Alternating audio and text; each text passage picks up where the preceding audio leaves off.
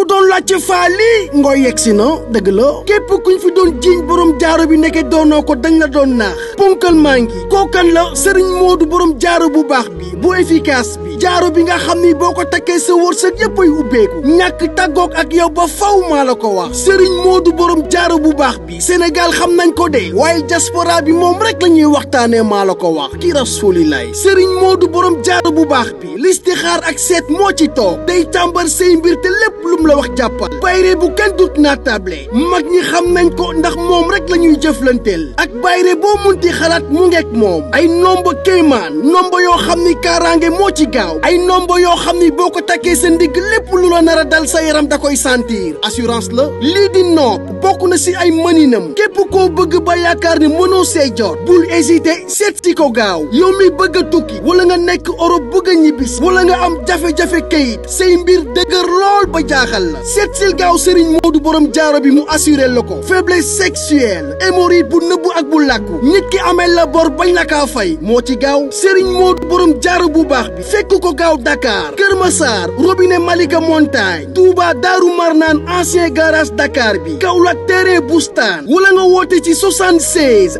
244 36 40 77 981 69 29 Serigne Modou borom jaaro bu baax bi dëgg yaay taalibe Serigne Saliou bi loolu laal mu am barke.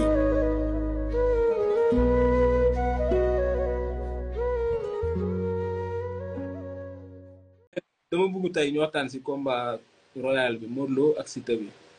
ku ne waaw ku ne xam na ni yaakaar naa Siteu nga gën a jege. waaw Siteu laa gën a jege mais ñoom ñaar ñëpp sama ay frère lañu. léegi avant may ñëw si combat bi dama bëgg nga ñamal ma tuuti si Siteu. maanaam ban genre la ban genre mbër la.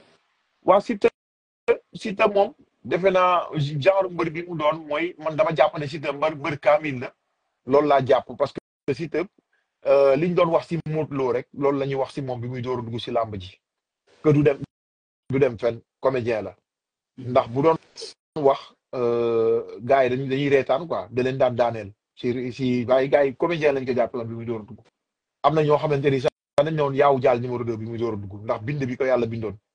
du dëgg mu nekk di ko ñafe mbooloo mi gëm ko moom tamit mu gëm mbooloom di ko ñafe même bu daanoo tamit du tere mu dem entraînement Siteu saa bu ko daanee bu xëy day takkaat janjay dem wuti li ko manqué donc mu nekk jàmbaar ndax jàmbaar rek mooy xam moroomu jàmbaaram man dama daan jóge mbaaw laa daan jóge pour ma dem Caaroy géej dama daan topp tefes bi pas tous les jours mais ñi ma xam ay fëgg de ay tout ça waa jàmm gën ay ñoom trompeur dama daan jóge mbaaw daw ba Caaroy man entraînement de temps en temps souvent tous les lundis laa ko daan def wala vendredi mais bu ma daan dem dama ko daan romb foofu si tefes gi mooy entraîné mosuma ko seetaan mbapat mais dégg naa ko mbapatam dégg naa ko bi muy bëre ak Cheikh Mbokk bu Caaroy li ma lay wax nii ñëpp ñu bëri di xam nañ ko te man mi waxaa ni man bëri naa terrain benn bu dul ñaar mais terewul croisé wu ma Siteu foofu mais ma xam ko mu nekk jàmbaar daan ko ñafe si tefes gi gars yi jàppe ko comédien moom mu def boppam mbër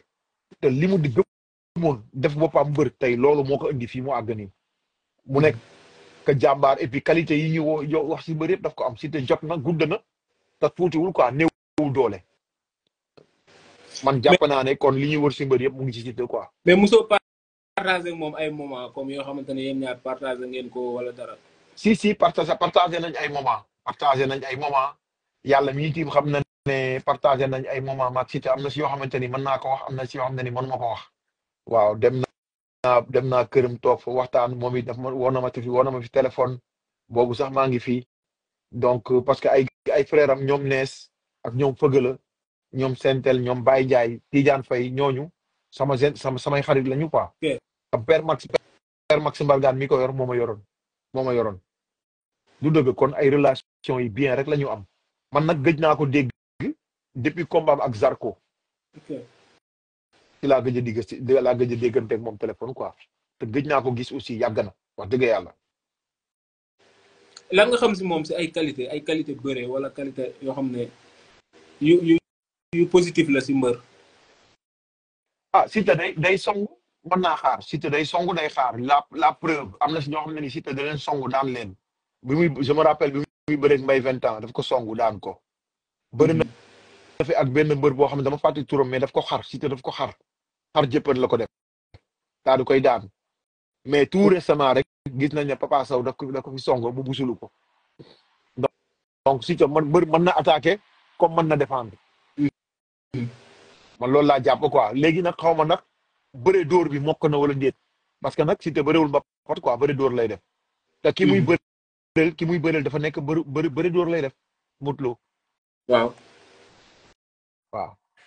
ma ne ko loolu laa xam si moom Siteu qualité yi ma xam si moom xam naa ne day reñaan day xar jéppat day plaqué day biter ñi day mboot yooyu yëpp xam naa ko si moom te lii gën a wóor Siteu sax daawul bàyyi ku àgg si ay tànkaam daaw ko def Siteu moom il préférait di la attaquer contact Siteu moom li muy préféré contact mooy da lay song bëggul ku ñëw si ay tànkaam mu jaaxal ma lool te dafa mën tànk Siteu mu jaaxal ma lool moo tax Papa Sow gi nga keroog mu duggee si ay tànkam Siteu bàyyi ko mu dugg ba jeex mu busulu ko waaw man jàpp naa ne Siteu il est complet quoi léegi nag ndax bëri dóor bi mokk na wala mokkul loolu la ñuy wax ok waaw mais noo gisee combat bi bu muy doog a taxaw ñu si bëri nee nañ nekkul combat boo xam ne bu logique la yow kii boobu noonu noo ko gisee ah non man moom damaa jàpp ne combat logique wala logiqueul moom si Modou Lo la doon dépendre quoi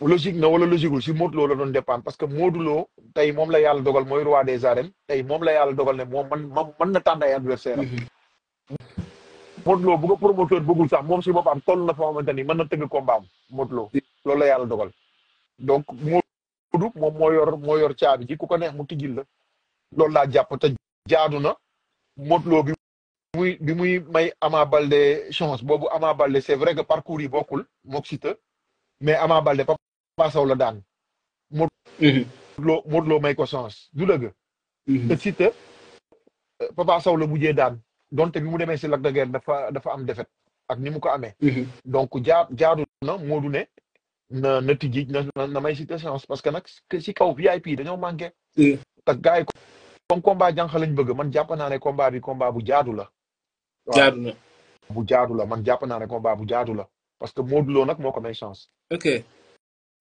bu ñëwee si biir combat bi noo gisee combat bi wala boog noo may analyser les combats non combat bi ni ma koy analyser mooy comme li ma la wax rek bu desee lu dul arbitre sifflé Siteu bu ma doon moom damay jàpp ba pare door a bëre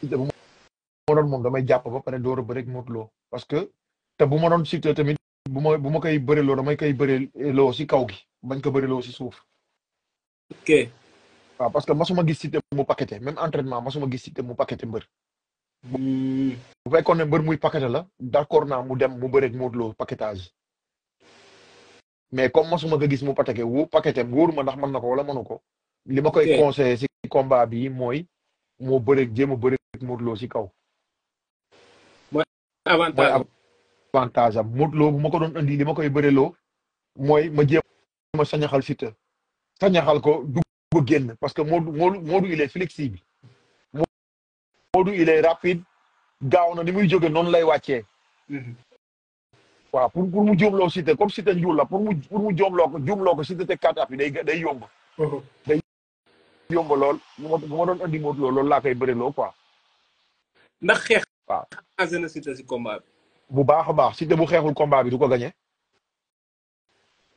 Siteu mais combat bi bu xeexul du ko gagné de mais Modou Lo ni mu xeexal ñëpp si ñoom la mujjee métti de waaw ba tey baax na ñooñu dund Siteu parce que Siteu mën naa réussir li ñooñu échec xam nga ñooñu dañoo bëggoon a xeex ak Modou Lo fekk te réussir uñu Modou Lo fekk boobu moom andi na stratégie am te Modou stratégie mu andil Ama Baldé andil ko Boy Niang daf leen ci pièce bu dugal leen ci daan leen léegi nag stratégie boobu ñaar ñooñu échec foofu la Siteu war a jàngee maanaam échec gu ñaari mbër yooyu nga xam ne ay morom lañ Siteu mën na si jàngi lu bare ba ñëw yàlla dimbali ko si Modou Lo loolu mën na nekk mën na ko réussir mais si man sama gëm-gëm mooy Siteu combat bi il faut mu ñemee encaisser coup bu bëggee daan Modou il faut mu encaisser coup am bañ ko ragal aussi parce que coup boo ko ragalee rek moo lay gaañ mais boo ko ñemee du la def dara mais Modou Lo est-ce que neex na xeexal ak xeex bu salte bi muy waaw moom laa lay wax moo tax ma ne la Siteu il faut mu ndax miin na bëri dóor bi foofu laa doon waxee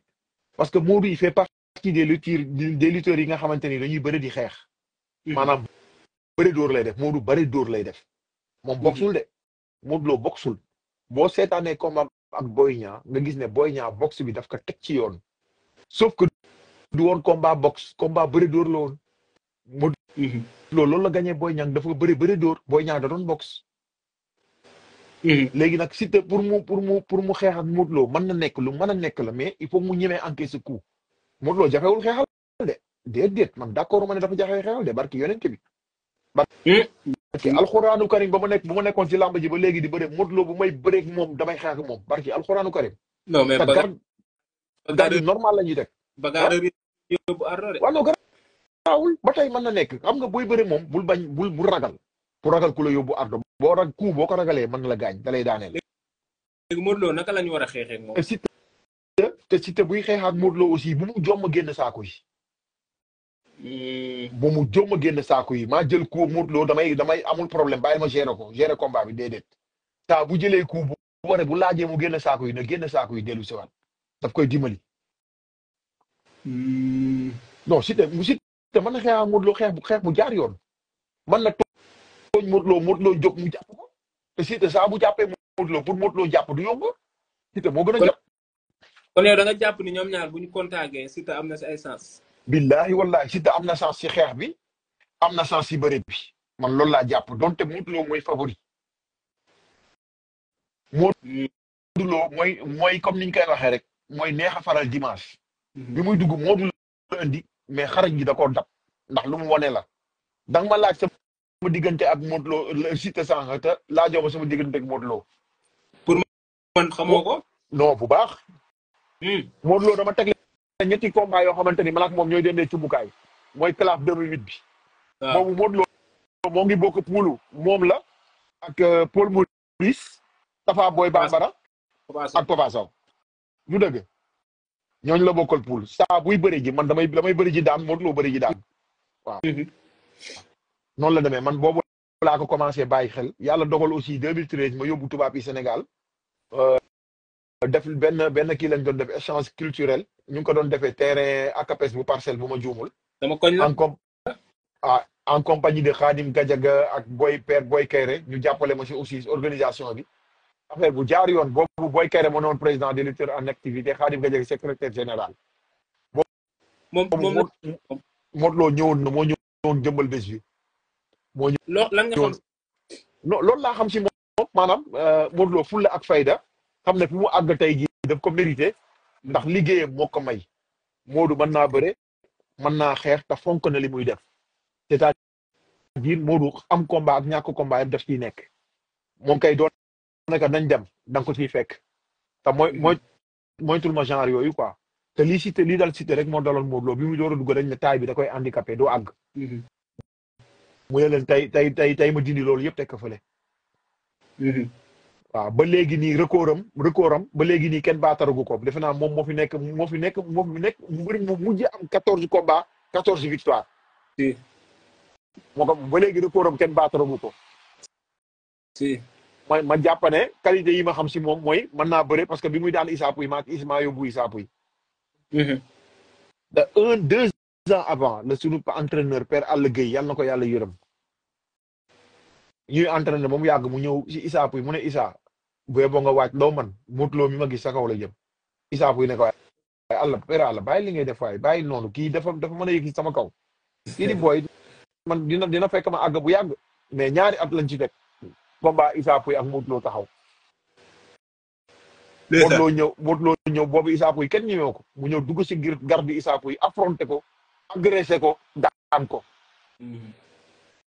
en tout cas Siteu li ma koy conseillé si combat ak Modou Lo na xam ne champion lay bëreel na xam ne daanaan ku ñu fàttali lay bëreel te comme Modou Lo li mu ko wax noonu Modou Lo moo gën a xotteeku. ni mu ko wax ne maa la gën a xotteeku noonu loolu laa gëm parce que agresseur kenn du ko agressé. lu am la quoi. waaw man loolu laa jàpp quoi parce que Modou Lo moo fi gën a waneegum lu xotteeku. Modou Lo li mu wane moo gën a xotteeku li Siteu wane. ndax Modou Lo la Ama Baldé bëgg a ñëw agressé. mu agressé Ama Baldé nangu li mu yor te def na ko fi mbër Lac de Guiers doon na ko fi jéem a agressé mu agressé ko nangu li mu yor gis nga keroog diggante ak Bombardier na mu mujjee ak Bombardier ni mu toll. donc man jàpp naa ne Modou Lo ndaanaan kullu fadlin la il est complet. kon yow daal da nga jël xeex bi jox ko Siteu nga jël bëre bi. non non man joxuma xeex bi Siteu joxuma xeex bi Modou Lo joxuma ko ci kenn dama ne. bëre dóor bu fekkee bëre dóor la ñuy def Modou Lo moo ko gën a maîtriser. waaw mais Siteu mën na contrer Modou Lo il faut mu andi ay pexe. Siteu comme li ma dégg li ma waxtaanoo ak Alaaji Fadam rek maa ngi koy dégg tey mu koy fàttali. Modou Lo booy bëreeg moom boo ko joxee cër bu mu ëpp doo ci génn de. waxuma respect quoi le respect mutuel waxuma loolu. respect mutuel ala kulli xaal day am. mais bu fekkee combat moo ñu boole ñun ñaar. barki yonente bi respect mutuel bi dama koy génne fële jour combat bi tekk ne le. waroo ko jox cër bu mu ëpp. ah non Modou Lo boo ko joxee cër bu mu ëpp rek. doo ko gagné de. Modou Lo il faut nga agressé ko. c'est-à-dire doo ko agressé jour combat da ngay indi say pexe na xam teg moom.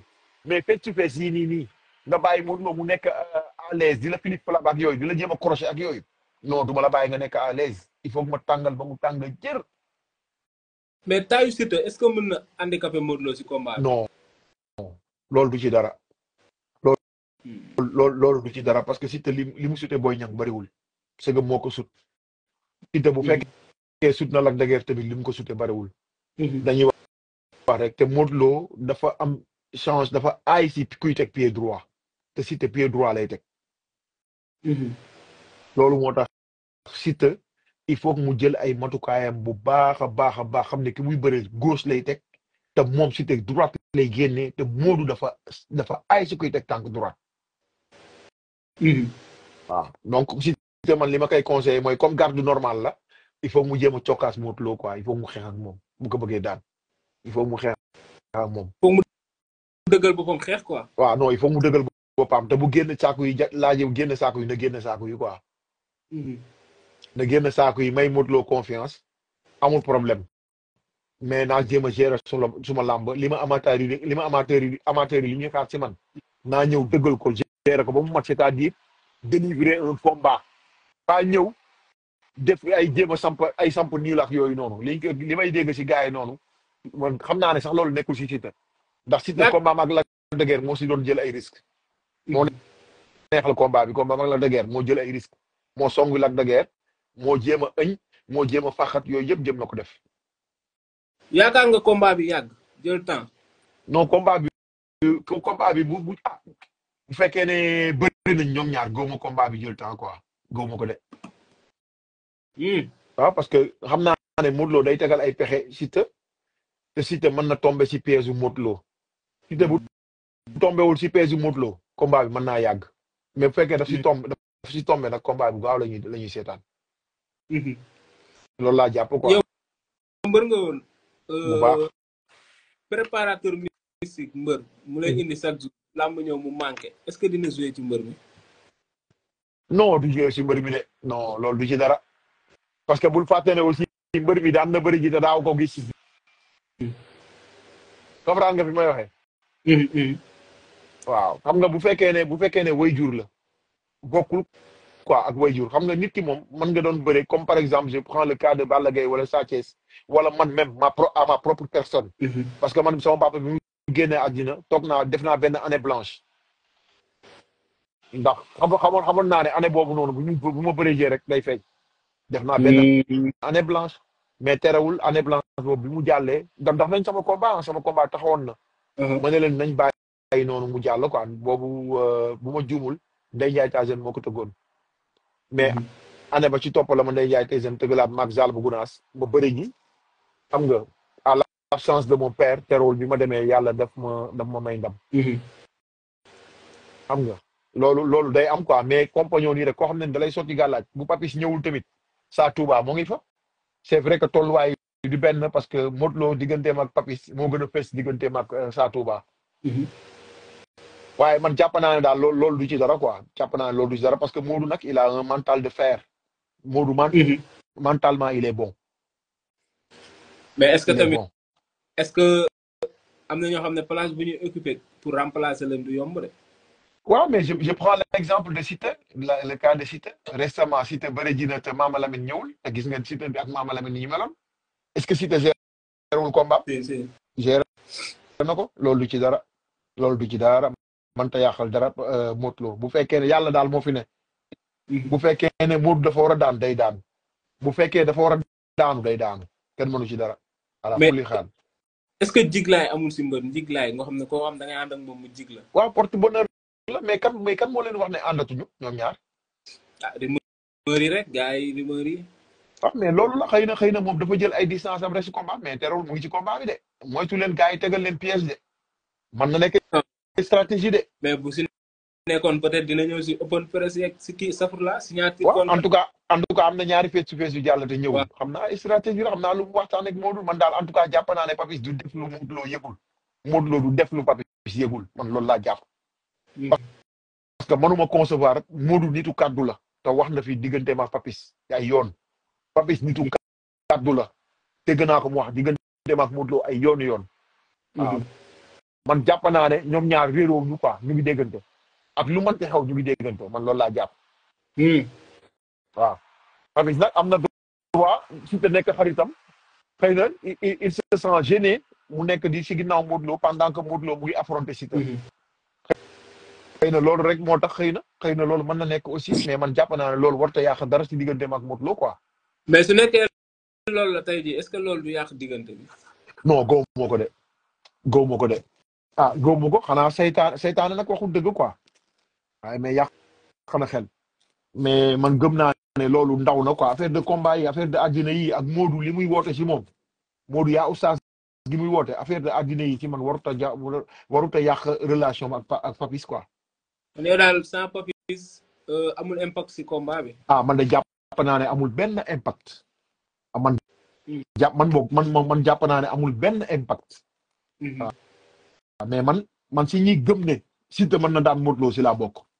avec ou sans Papis man dama ko gëm. parce que comme ni nga ko waxee rek ñun ay mbër la ñu woon. te gis nga mbër boo waree daanu ak war a dee ñoo yem. war a daanu ak war a dee ñoo yem li lay daanee sax mën nga ko def yow.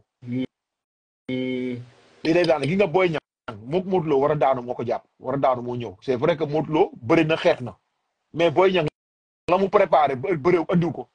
la mu préparé stade bi ak li mu def jour boobu du benn.